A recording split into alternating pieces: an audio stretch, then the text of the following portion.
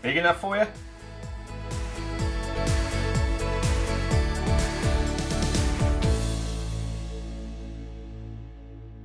Hi everybody, welcome to another episode of The Broken Meeple. If you like what you see, please remember to like, comment, subscribe, and just, let me know how you're doing.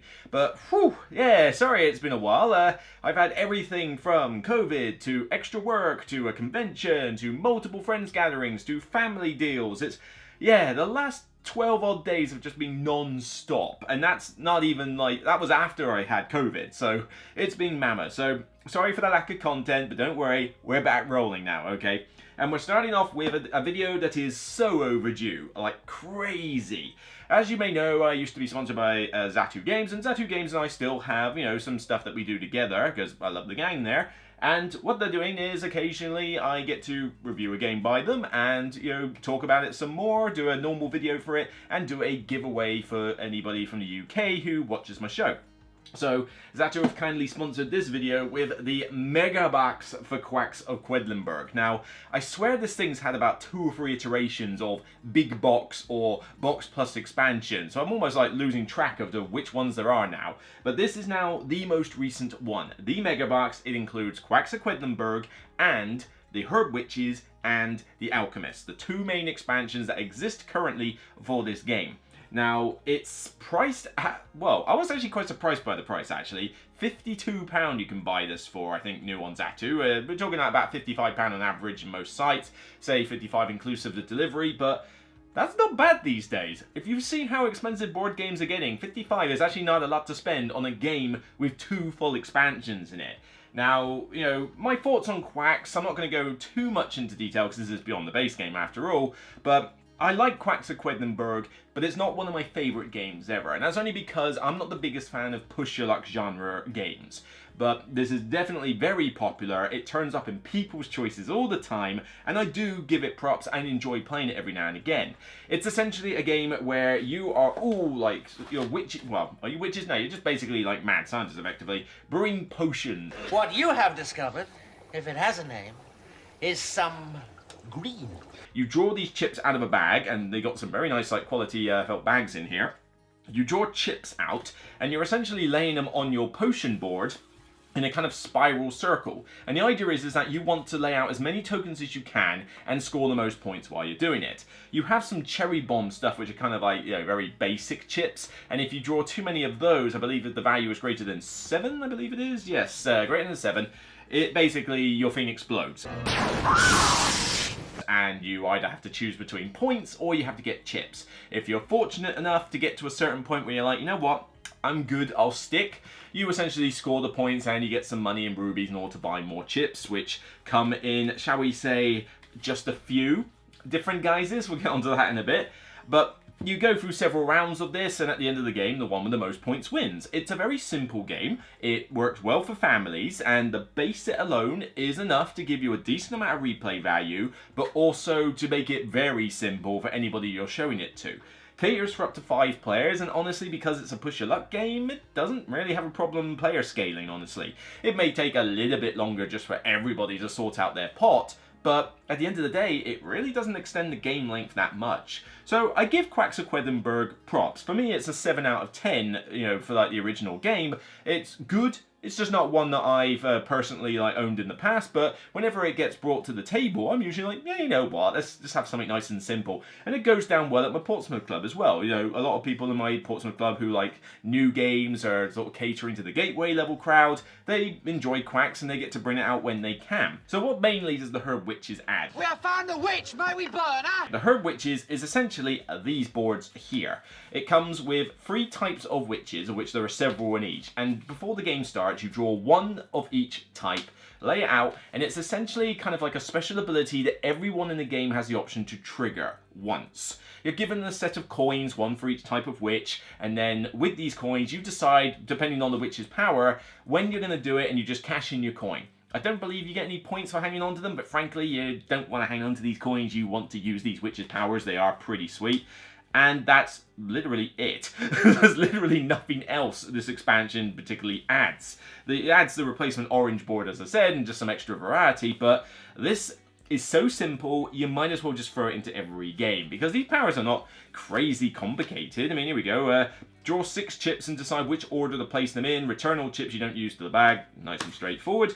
If your pot has not exploded yet, you can return the last 2 white chips placed to the bag. Nice and easy.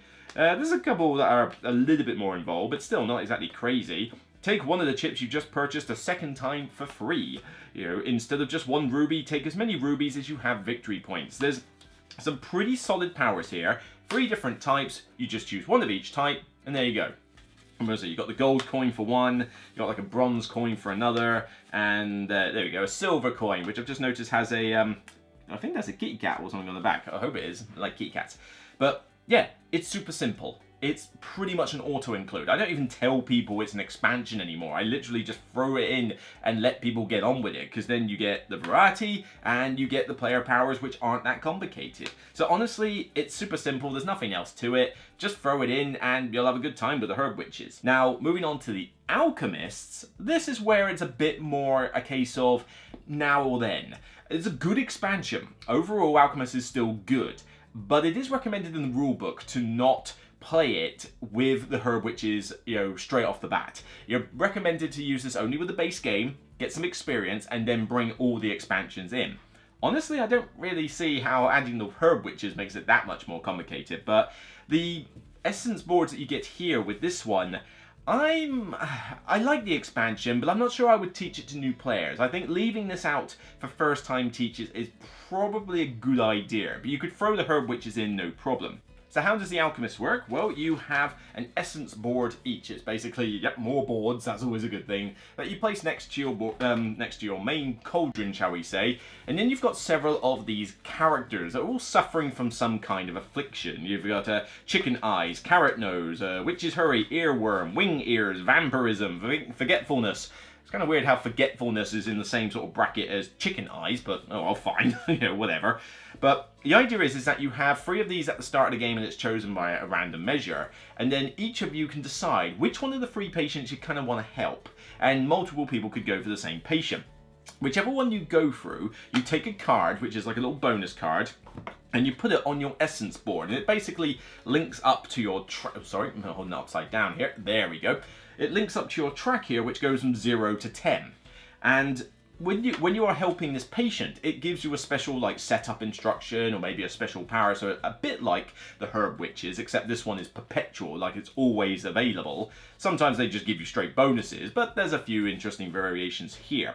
But what happens now is that there's an essence phase to the game, and it's all based on what you did during the round in your cauldron phase, effectively.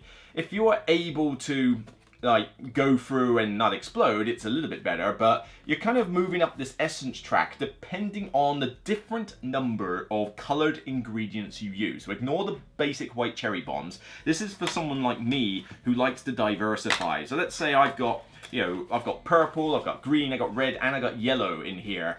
Having a diverse mix of ingredients will mean that I'm going to shoot up my essence track quite quick.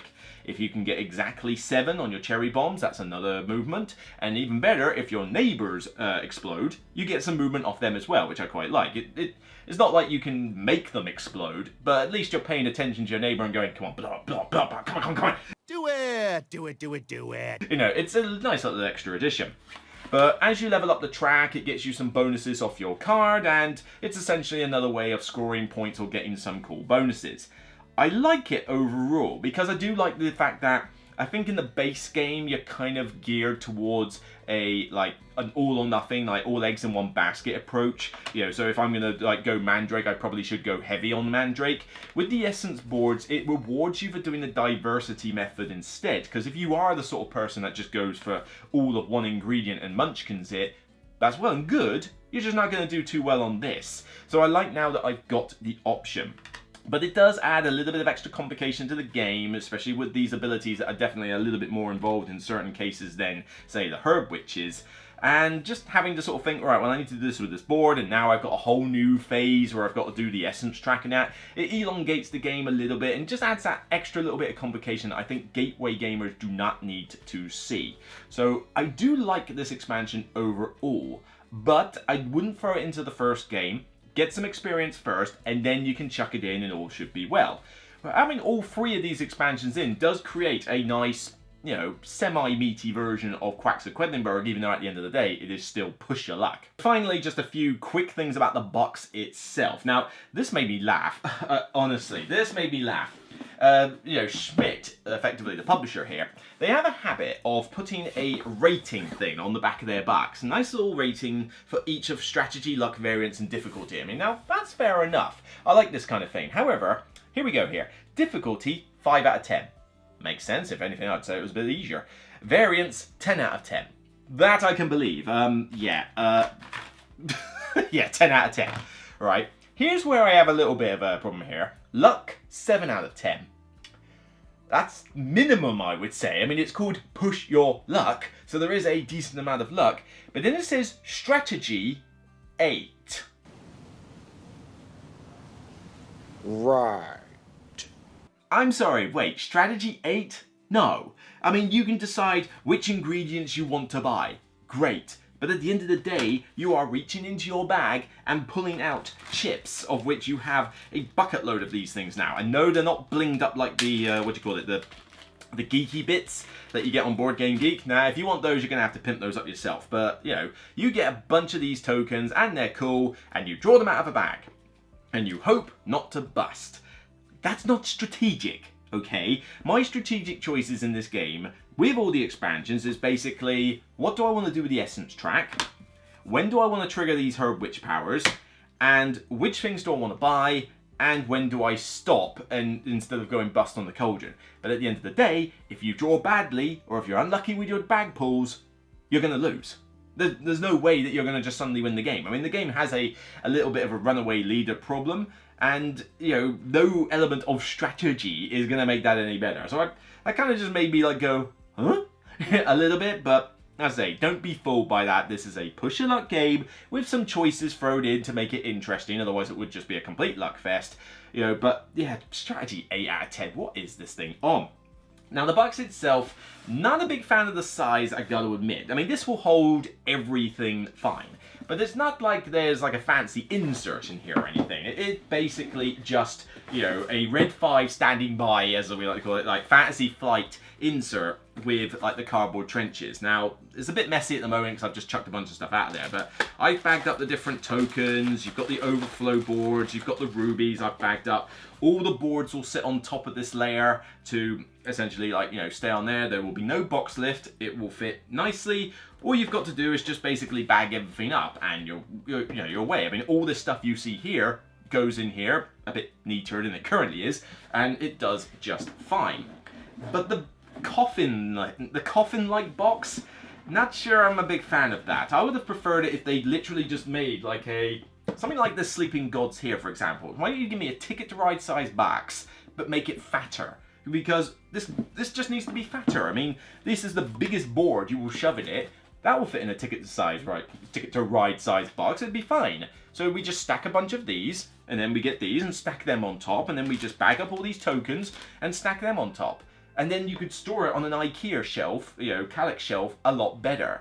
But with this, you're not gonna fit this in one of these little things here. You're gonna have to stick it on top of the shelf or find some alternate means of storage. And that is a bit annoying, but at the end of the day, that's only gonna bother some people. It's not gonna bother everybody. Like, not everybody is sitting around with a ton of these Calyx shelves. And for me, this box can just happily sit on top of the shelf, maybe the one downstairs by the TV or somewhere where I keep some of these larger boxes, you know, and it'll do just fine.